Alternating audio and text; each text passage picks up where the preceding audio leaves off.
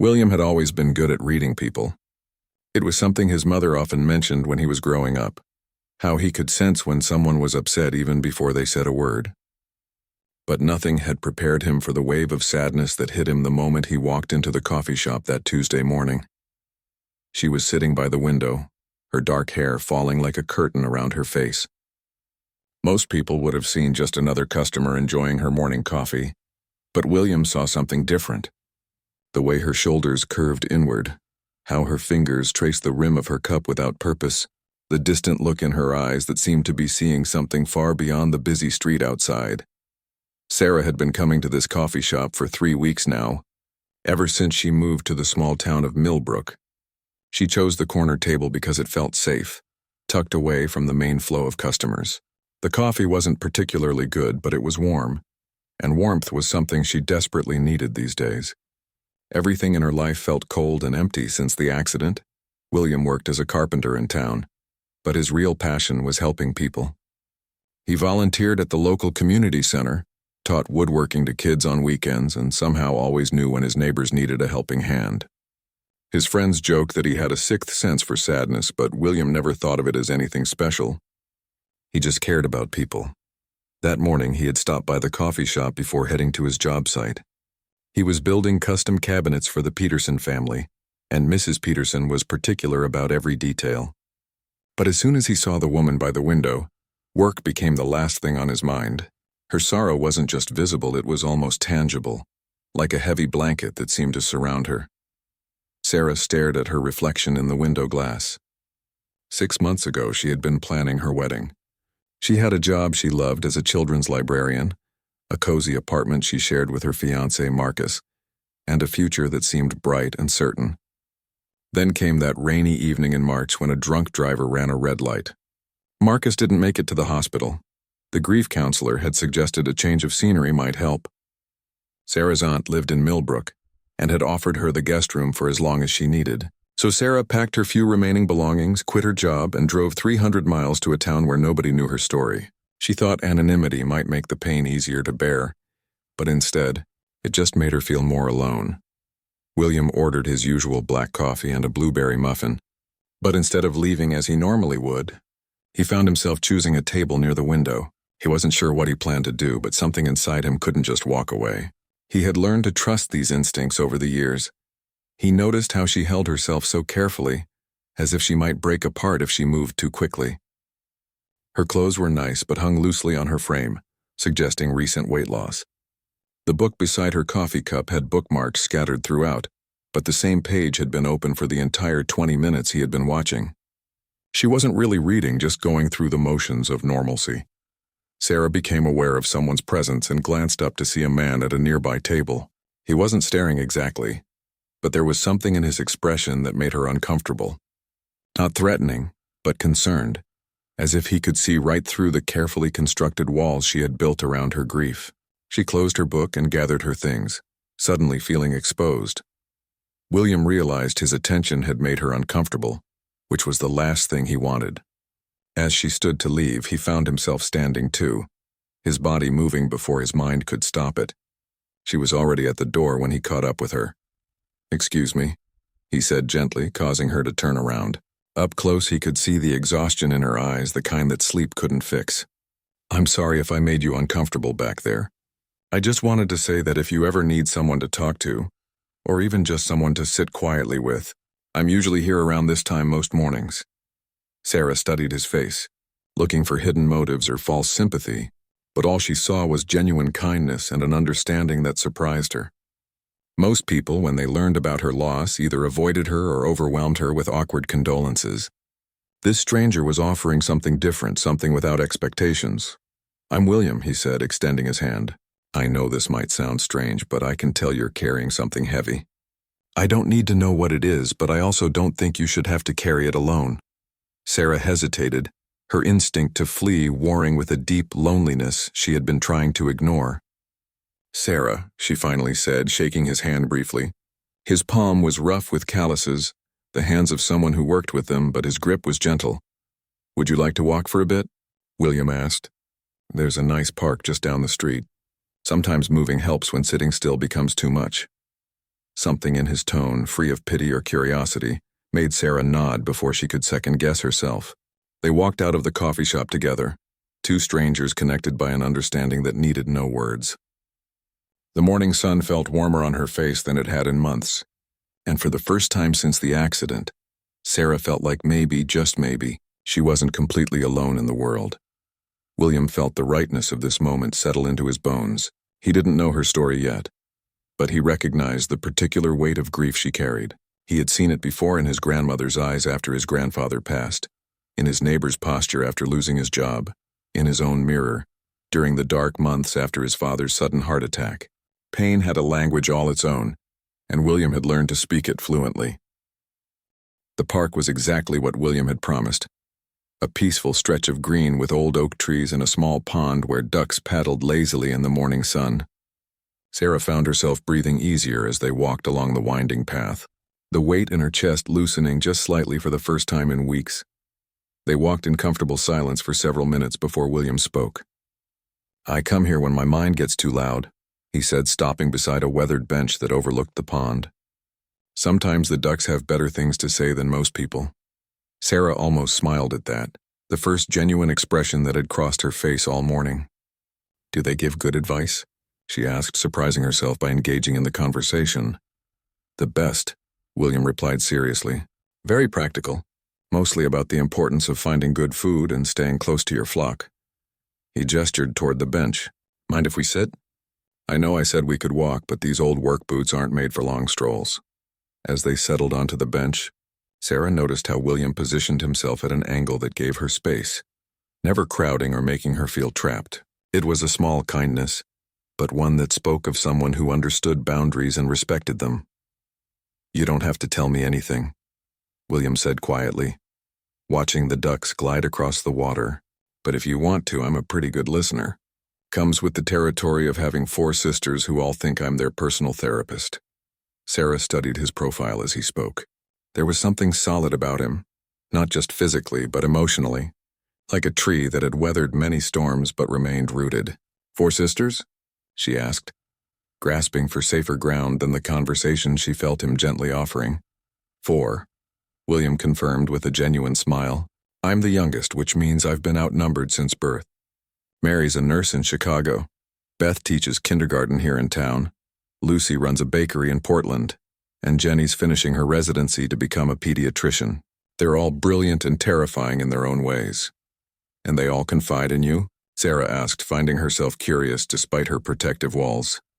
"Unfortunately," William chuckled, "I think they figured out early that I couldn't run away like their friends could when they needed to talk through their problems. Being the baby brother has its disadvantages." Sarah felt a flutter of something that might have been amusement. It was such a foreign feeling now that it took her a moment to recognize it. "That sounds overwhelming." "It taught me a lot about listening," William said thoughtfully, "and about recognizing when someone needs space versus when they need company. People in pain, they usually know what they need better than anyone else. The trick is just being available for whatever that might be." The words hung in the air between them, an invitation without pressure. Sarah felt tears threaten for the first time that morning. Not the angry or desperate tears she had grown accustomed to, but something softer. "I lost someone," she said suddenly, the words escaping before she could stop them. William nodded slowly, his expression unchanged. No sudden sympathy, no awkward apologies, just acknowledgement. "That's a special kind of pain," he said simply. "Everyone wants to help," Sarah continued, the words coming easier now. "But they all want to help in their own way, not necessarily the way I need. They want me to talk when I need silence, or they want me to get out and do things when all I can manage is getting dressed. It's exhausting pretending to be grateful for help that doesn't actually help." "Grief isn't a group project," William said. "People mean well, but they're usually trying to fix their own discomfort with your pain as much as they're trying to help you." Sarah turned to look at him fully for the first time. "You talk like someone who knows." "My dad died 3 years ago," William said, his voice steady but soft. "Heart attack at 52. Healthy as a horse one day, gone the next. The funeral was packed with people who all had opinions about what I should do, how I should feel, when I should be over it. After a while, I started avoiding everyone because it was easier than explaining that grief doesn't follow a schedule." "How did you get through it?" Sarah asked, then immediately shook her head. Sorry, that's exactly the kind of question I hate when people ask me. William smiled gently. It's okay. The honest answer is that I'm still getting through it. It changes, becomes something you carry differently, but it doesn't really go away. And that's not necessarily a bad thing. Sarah felt something shift inside her chest, a loosening of the tight control she had maintained for months. People keep telling me that Marcus wouldn't want me to be sad, that he'd want me to move on and be happy. They mean well, but it feels like they're asking me to betray him somehow. What do you think Marcus would want? William asked quietly. The question caught her off guard because no one had ever asked what she thought instead of telling her what they assumed. I think, she said slowly, he would want me to miss him. Not forever in this desperate way, but he would want to matter enough to be missed. And I think he would want me to find my way back to myself eventually. But as someone who had loved him, not as someone pretending he never existed. That sounds like love talking. Not guilt, William observed. Sarah felt tears spill over then. But they were different than the tears she had shed alone in her aunt's guest room. These felt cleaner somehow, less like drowning and more like rain. It was a car accident, she said. 6 months ago. We were supposed to get married in 2 weeks. William reached into his pocket and pulled out a clean handkerchief, offering it without comment. That's not losing someone, he said quietly. That's having your whole future erased in an instant. The understanding in his voice broke something open in Sarah that had been locked tight since the funeral. For the first time in months, she felt like someone truly saw the magnitude of what she had lost. Not just Marcus, but everything they had planned together. All the dreams that died with him. They sat in silence as Sarah cried, William's presence steady and undemanding beside her. The ducks continued their lazy circles on the pond, and the sun climbed higher in the sky, warming the bench where two strangers were becoming something more like friends. 3 days passed before Sarah returned to the coffee shop. She had spent those days in her aunt's house thinking about the conversation with William and the strange lightness she had felt afterward. It wasn't that her grief had disappeared, but something about being truly heard had shifted the weight of it, made it feel less like drowning and more like swimming with a heavy pack. When she walked through the coffee shop door that Friday morning, she found William already there, sitting at the same table near the window. He looked up from his newspaper and smiled, a genuine expression of pleasure at seeing her that made Sarah's chest tighten with an emotion she couldn't quite name. Good morning, he said as she approached his table. I was hoping you might come back. You were waiting for me? Sarah asked, sliding into the chair across from him. Not waiting exactly, William replied, folding his newspaper. But hoping. There's a difference. Waiting suggests expectation, and I learned a long time ago that expectations are just disappointments in training. Sarah found herself almost smiling again. That's either very wise or very sad. Maybe both, William admitted. Can I buy you coffee? And maybe one of those blueberry muffins? You look like you could use some calories. The directness of his observation should have offended her, but instead, Sarah felt cared for in a way that didn't require her to pretend everything was fine. I haven't been eating much, she admitted. Grief has a way of making food feel pointless, William said, standing to go to the counter. But your body doesn't stop needing fuel just because your heart is broken. While William ordered, Sarah studied the other customers in the coffee shop. There was a young mother bouncing a fussy baby, an elderly man reading a thick novel, 2 teenagers sharing earbuds and giggling at something on a phone. All these people living their normal lives while her world remained fundamentally altered. For months this observation had filled her with resentment, but today it felt less bitter. More like watching life from a quiet distance rather than being excluded from it. William returned with coffee and a plate containing 2 muffins. I got one for each of us, he explained, but feel free to eat both if you want. I had a big breakfast. Your sisters trained you well, Sarah observed, accepting the warm mug gratefully. They did, William agreed. Beth especially. She's the teacher, so she has this way of taking care of people without making them feel helpless. It's an art form. Tell me about them, Sarah said, surprising herself with the request. She hadn't felt curious about anything or anyone in months, but something about William's family stories felt safe, like looking at warmth through a window rather than standing too close to a fire. William's face lit up as he began describing his sisters.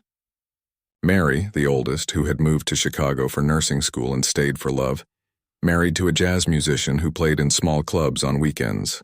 Beth, who lived just 2 streets over from William and had been trying to fix him up with various single women in town for the past 2 years.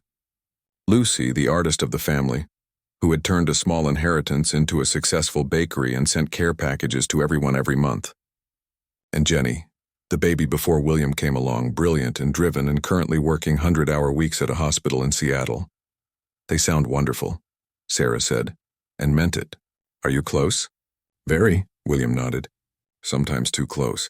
Family dinners can feel like an interrogation, especially since Dad died. They all worry I'm isolating myself too much. Are you? Sarah asked. William considered the question seriously. Maybe. I've always been more comfortable with other people's problems than my own. After Dad died, it was easier to focus on helping everyone else through their grief than dealing with mine. And now? Now I'm learning that avoiding your own pain doesn't make it go away. It just makes it louder when it finally demands attention. Sarah broke off a piece of her muffin, the first food that had appealed to her in days. Is that why you approached me? Because helping me is easier than helping yourself? The question was more direct than either of them expected, and William paused mid-sip of his coffee. Maybe at first, he said honestly, but not anymore. Now I think we might be helping each other. How am I helping you? Sarah asked, genuinely curious. You're letting me remember what it feels like to connect with someone without having to pretend everything is fine, William said. My family loves me, but they want me to be okay so badly that I spend a lot of energy convincing them I am. With you, I don't have to perform wellness. Sarah felt something click into place, a recognition of shared understanding. Everyone wants me to start dating again, to get back out there and find happiness. They don't understand that I don't want to replace Marcus. I want to figure out how to live with loving someone I can't have anymore. That's the difference between healing and moving on, William said. People think they're the same thing, but they're not. What's the difference? Moving on suggests leaving something behind. Healing means learning to carry it differently. Sarah felt tears threaten again, but this time they were tears of recognition rather than despair. You understand, she said simply. I understand, William confirmed. They sat in comfortable silence, both lost in their own thoughts. The coffee shop bustled around them, but their corner felt separate, like a pocket of calm in the storm of daily life. Sarah realized she hadn't thought about time since sitting down, hadn't checked her phone or calculated how many hours she needed to fill before she could reasonably go back to bed. William, she said finally, thank you for seeing me. Really seeing me, not just the version of me that would make everyone else more comfortable. Thank you for letting me, William replied. Real connection is rarer than it should be. As they prepared to leave, Sarah felt something she hadn't experienced in months, the desire to make plans. Will you be here Monday? She asked. I will, William promised. Good, Sarah said, and for the first time since the accident, she meant it. Monday arrived with the first real storm of autumn, rain lashing against the coffee shop windows and turning the morning gray and moody. Sarah hesitated before entering, wondering if William would brave the weather for their unofficial morning meeting. But as she pushed through the door, shaking rain from her umbrella, she saw him already settled at their usual table, steam rising from 2 coffee cups I ordered for both of us, William said as she approached. Figured you might need the warmth today. Sarah slid into her chair, grateful for both the coffee and the thoughtfulness. You didn't have to wait for me. I wanted to, William said simply. Besides, I was early. The rain woke me up around 5, and once I'm awake, I'm awake. Bad sleeper? Sarah asked, wrapping her hands around the warm mug. Since Dad died, William admitted. Some nights are better than others. You? Terrible, Sarah confessed. I fall asleep fine, but I wake up around 3 and can't get back to sleep. That's when everything feels the worst, you know? In the dark. Alone with all the thoughts you've been avoiding during the day. William nodded knowingly.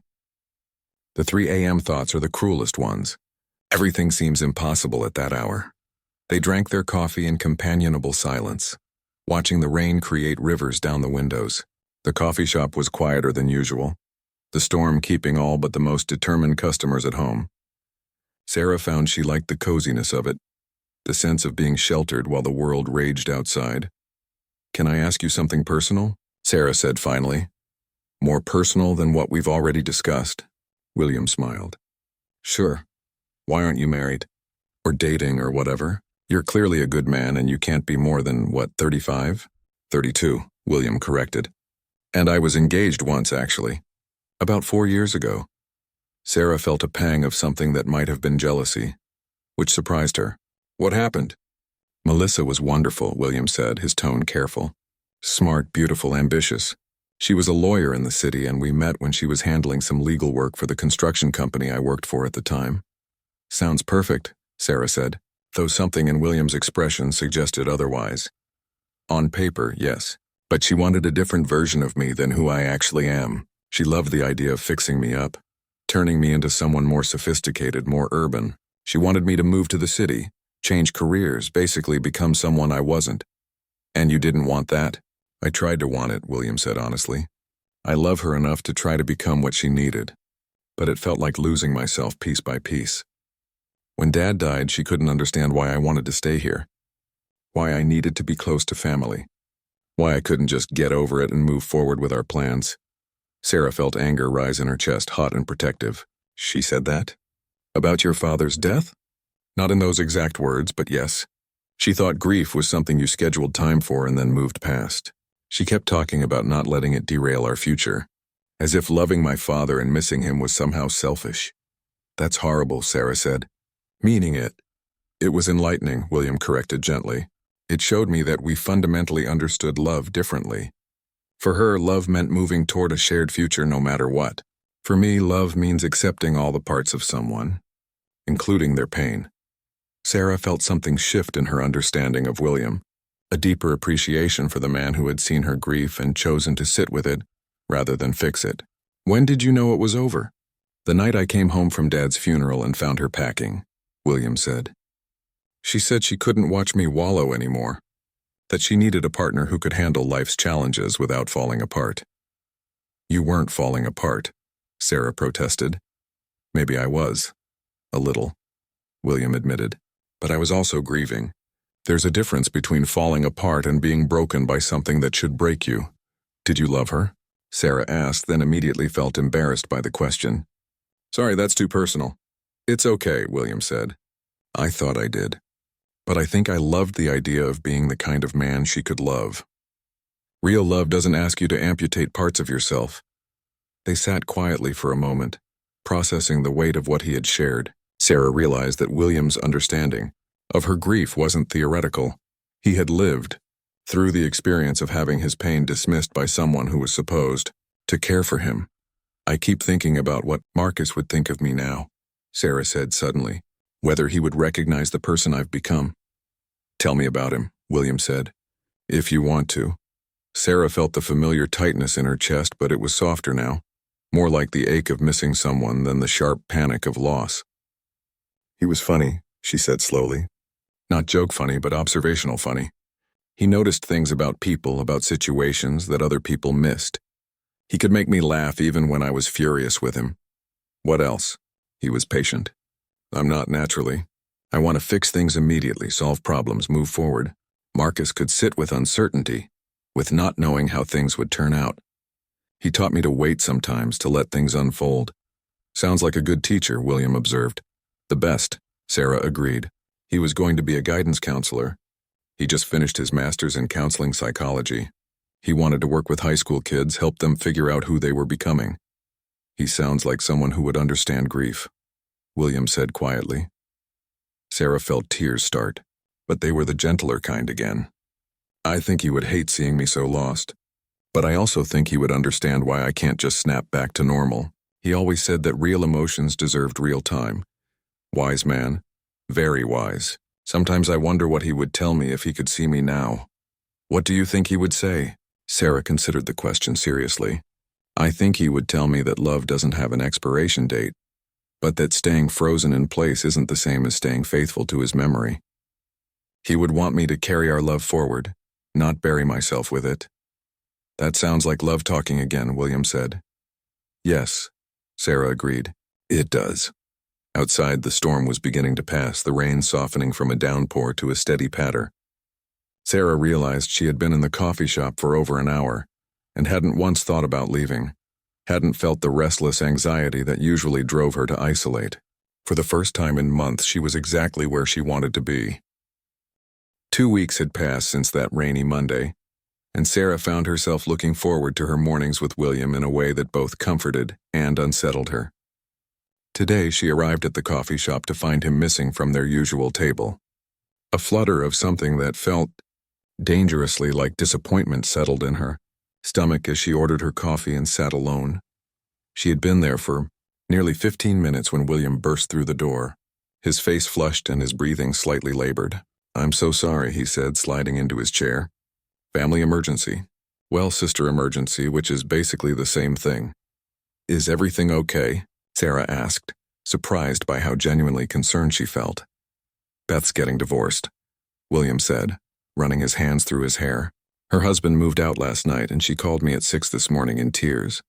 I've been helping her change the locks on her house." "Oh no," Sarah said. "I'm sorry." "Are you okay?" William looked at her with surprise. "Am I okay?" That's not usually the question people ask. What do they usually ask? How Beth is doing, what she needs, how they can help her. Which are all good questions, but you're the first person to wonder how I'm handling it. Sarah felt a flush of understanding. "Because you're always the helper." "Always," William confirmed. "Don't get me wrong, I love my sisters and I want to help them. But sometimes I wonder what it would be like to be the one who gets taken care of for a change." "Is that terrible of me to say?" he added quickly. "It's honest," Sarah said. "And honesty isn't terrible even when it's complicated." William signaled to the barista for his usual coffee. Beth's husband was having an affair. She found out yesterday. 23 years of marriage, and he was cheating with someone from his office. "That's awful," Sarah said, meaning it. "How is she handling it?" "About how you'd expect. Angry, hurt, devastated. She keeps saying she doesn't know how she missed the signs. But I think sometimes we don't see what we don't want to see." Sarah nodded, thinking about the weeks before Marcus's accident when she had been so focused on wedding planning that she hadn't noticed how tired he seemed, how he had been working longer hours. Little things that might have meant nothing but felt significant now in the harsh light of hindsight. "Divorce is different than death," Sarah said carefully. "But there's something similar about having your future erased, isn't there?" "Yes," William said gratefully. "That's exactly it. Beth keeps talking about all the plans they had, the retirement they were saving for, the trips they wanted to take. It's all gone now, just like that. Will she be okay? Eventually. Beth's strong, stronger than she knows. But right now she's angry and hurt and wondering if their entire marriage was a lie." Sarah reached across the table and touched William's hand briefly. "And how are you doing with all of this, really?" William stared at their hands, Sarah's small and pale against his work-roughened fingers. "Angry," he admitted. "Which isn't helpful to anyone, but I'm furious at David for throwing away something good. Beth is the kindest person I know. She deserves better." "Anger can be helpful," Sarah said. "It's energy. The question is what you do with it." "What do you mean?" "When Marcus died, I was angry at everyone. The drunk driver, obviously, but also the hospital staff who couldn't save him. Marcus for not wearing his seatbelt. Myself for not going with him that night. Even God, if I believed in God. The anger felt useless until I realized it was actually love with nowhere to go." William turned his hand palm up, letting Sarah's fingers rest against his. Neither of them acknowledged the contact directly, but neither pulled away. "Love with nowhere to go," he repeated. "I like that. Your anger at David is really love for Beth. The question is how to channel it into something that actually helps her. Any suggestions?" Sarah smiled, the expression coming easier these days. "Be exactly what you're already being. Someone who shows up, who listens, who doesn't try to fix everything immediately. Trust me, that's rarer than you think." They sat in comfortable silence, their hands still touching lightly on the table. Sarah realized this was the first time she had offered comfort to someone else since Marcus died. The first time she had felt like she had something to give rather than just an endless need to receive. "Can I tell you something?" William said quietly. "Always. These mornings with you, they've become the best part of my days. I know that might sound strange given the circumstances of how we met, but spending time with you feels like the first honest thing that's happened to me in years." Sarah felt her heart skip in a way that was both thrilling and terrifying. "It doesn't sound strange," she said. "It sounds like friendship." "Is that what this is?" William asked, his thumb brushing lightly across her knuckles. I think so, Sarah said, though the word felt incomplete.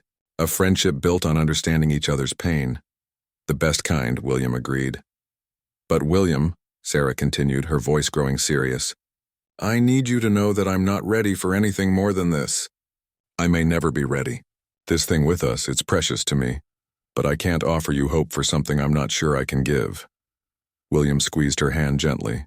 I'm not asking for hope, he said. I'm asking for today, and tomorrow if you want it, but just today is enough.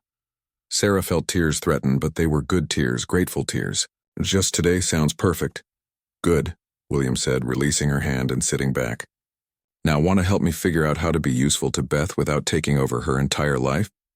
Absolutely, Sarah said, grateful for the shift to safer ground. But first, you need food. You look like you've been running on coffee and adrenaline since 6 a.m. You're probably right. I'm definitely right. Marcus always said that taking care of others starts with taking care of yourself. Smart man. That Marcus.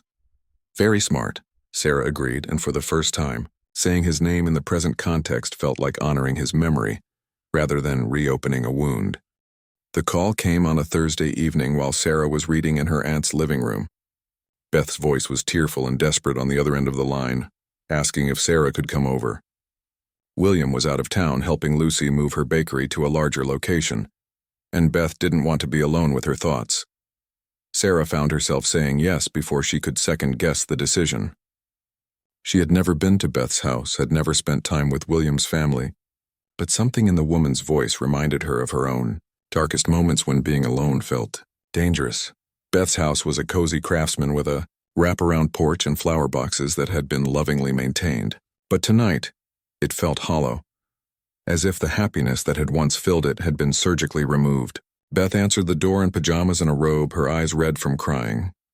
Thank you for coming, Beth said, pulling Sarah into an unexpected hug. I know we don't really know each other, but William talks about you all the time, and I just couldn't face another night alone with all this silence. Sarah followed Beth into the living room, noticing the gaps where pictures had been removed, the lighter rectangles on the walls marking where shared memories had once hung. How are you holding up? She asked. Badly, Beth said with a laugh that held no humor. I keep expecting David to walk through the door and tell me this is all some horrible misunderstanding. 23 years, Sarah. How do you just throw away 23 years? Sarah settled onto the couch, accepting the cup of tea Beth pressed into her hands. I don't think you can answer that question, she said gently.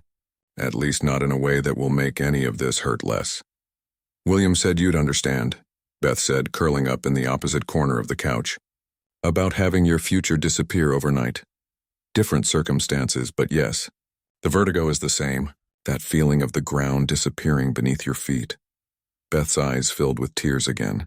Everyone keeps telling me I'm better off without him, that I deserve better.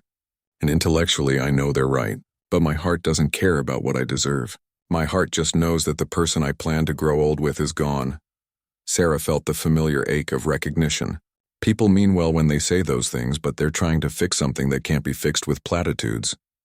Exactly, Beth said emphatically. I don't want to hear that everything happens for a reason, or that this is God's plan, or that I'll find someone better. I want to mourn what I've lost before I can even think about what might come next. Have you been allowing yourself to do that? To mourn? Beth shook her head. I keep thinking I should be stronger than this. I'm a kindergarten teacher, for God's sake. I help 5-year-olds navigate their emotions every day. I should be able to handle my own. Adult heartbreak isn't the same as a 5-year-old's scraped knee, Sarah said softly. You wouldn't expect a child to just get over losing their parent or their home.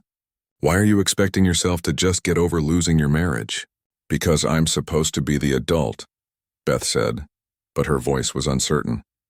Being an adult doesn't mean not feeling pain. It means feeling it without letting it destroy you.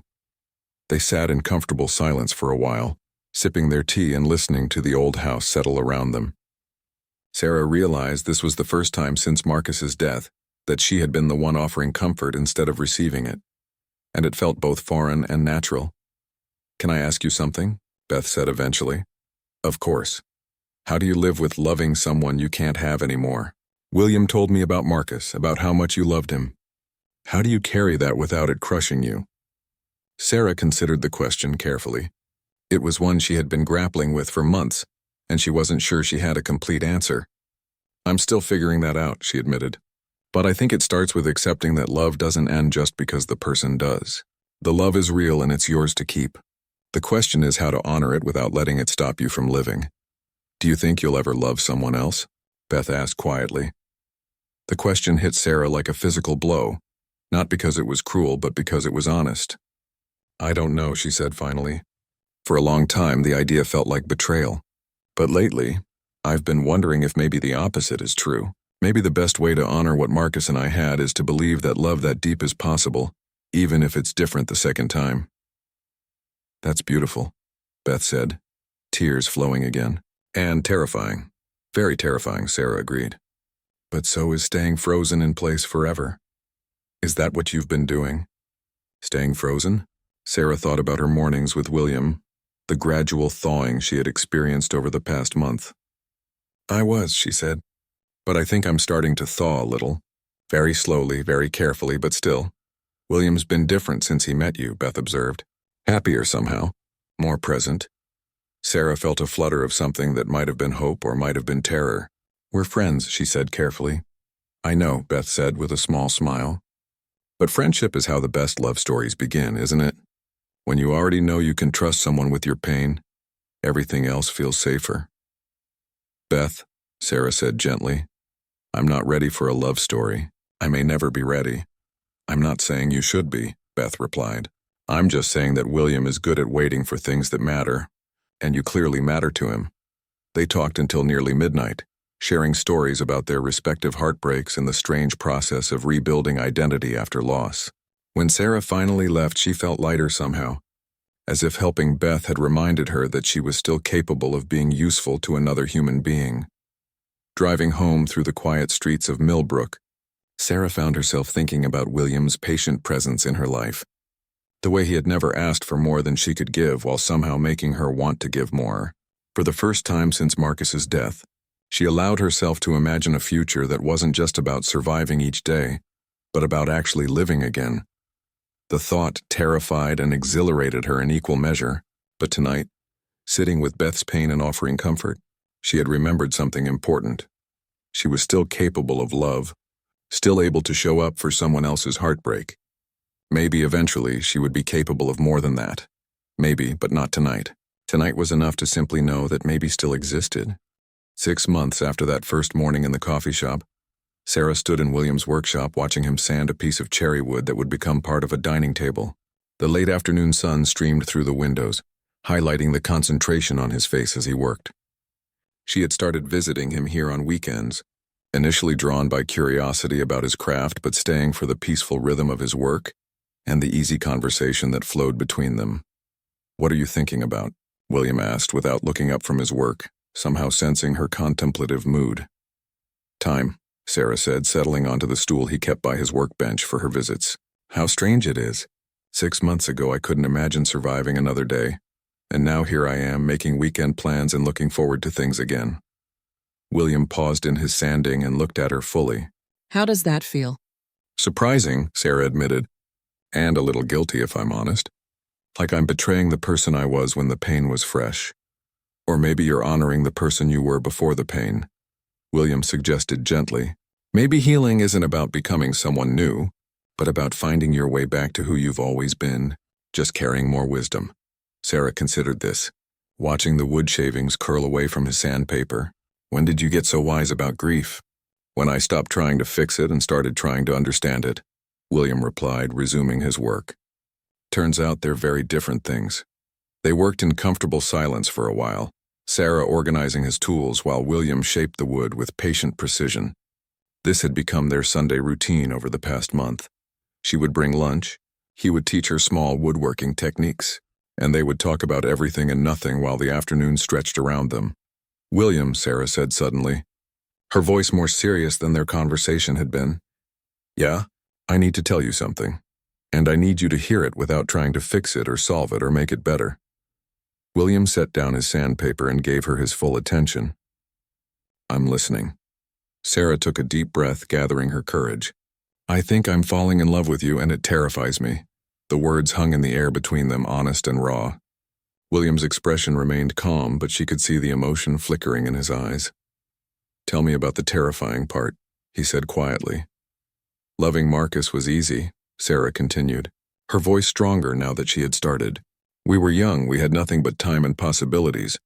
Loving you feels like walking across a bridge that might collapse. I'm carrying so much more now, so much fear about losing someone again, so much awareness of how quickly everything can disappear." "And the loving part?" William asked. Sarah felt tears start, but they were clean tears, honest ones. "The loving part feels like coming home. Like finding something I didn't even know I was looking for. You see all of me, even the broken parts, and you don't try to fix them. You just love them along with everything else." William stepped closer, his hands still dusty with wood shavings. "Can I tell you something?" Sarah nodded. "I fell in love with you that first morning in the coffee shop when you were brave enough to let a stranger sit with your pain. Not because you were broken, but because you were real. And every day since then I've fallen a little deeper." "William," Sarah whispered. "I'm not asking you to choose between loving Marcus and loving me," he continued. "I'm asking if there's room in your heart for both. Because I've learned that love isn't finite. Having more doesn't mean having less." Sarah reached for his hands, no longer caring about the wood dust. "I don't know how to do this," she admitted. "I don't know how to love someone new while still loving someone I've lost." "I don't know either," William said honestly. "But I know I want to figure it out with you. If you'll let me." They stood there in his workshop, surrounded by the smell of wood and the golden light of late afternoon, holding each other's hands and all the uncertainty that came with choosing love again after loss. "It won't be easy," Sarah warned. "I still have bad days. I still miss him. Sometimes I'll probably cry for no reason, or pull away when things get too real." "I still have bad days too," William reminded her. "I still miss my dad. Still struggle with being everyone's caretaker instead of letting myself be cared for. We're both carrying things, so what do? We take it slow," William said. "We be patient with each other. We remember that love isn't about perfection. It's about showing up even when it's hard." Sarah felt something settle in her chest, a sense of rightness that she hadn't experienced since before the accident. Not the desperate certainty of young love, but something steadier, more aware of its own fragility and therefore more precious. "Okay," she said simply. Okay, let's figure it out together." William's smile was like sunrise, slow and warming and full of promise. He pulled her closer and she let him, marveling at how her body remembered how to fit against someone else's, how her heart remembered how to hope for a future that included more than just survival. Outside, the sun was setting over Millbrook, painting the sky in shades of gold and pink. Inside the workshop, two people who had found each other in their darkest moments were choosing to step into the light together, carrying their past loves and losses with them, not as burdens but as proof that their hearts were capable of profound feeling. Sarah thought of Marcus and felt his love like a blessing rather than a burden, as if he were giving her permission to be happy again. She thought of William's father and felt gratitude for raising a son who knew how to love with such patience and wisdom. Love, she realized, wasn't about replacement or forgetting. It was about expansion, about making room for more beauty in a world that also held tremendous pain. And for the first time in almost a year, Sarah felt ready to make that room, to choose hope and connection and the terrifying, wonderful possibility of happiness again. The future stretched ahead of them, uncertain but no longer empty. And that, Sarah thought as William's arms tightened around her, was enough of a beginning.